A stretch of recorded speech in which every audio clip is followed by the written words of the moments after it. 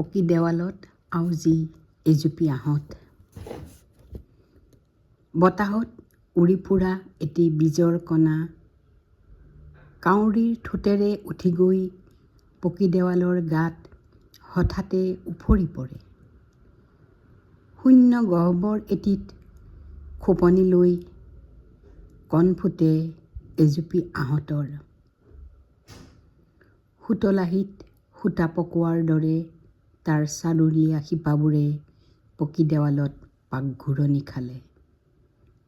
ঘাই শিপাই হানিলে হৃদয় আৰু ই ৰৈ গ'ল ওলমা বাগিচা বুলি পকীৰ ফাটতে। মাটি খামুচি থকা গছবোৰে আহঁত জুপিলৈ চাই আশ্চৰ্যচকিত হৈ কাতৰ কণ্ঠেৰে কয়, ইমান ওখ? আহঁতজুপিয়ে ভাবে, মহাশূন্যখন চোন হাততে পালোঁ। মাটিলৈ বহুদূৰ, লাহে লাহে বাঢ়ি আহে ভোক।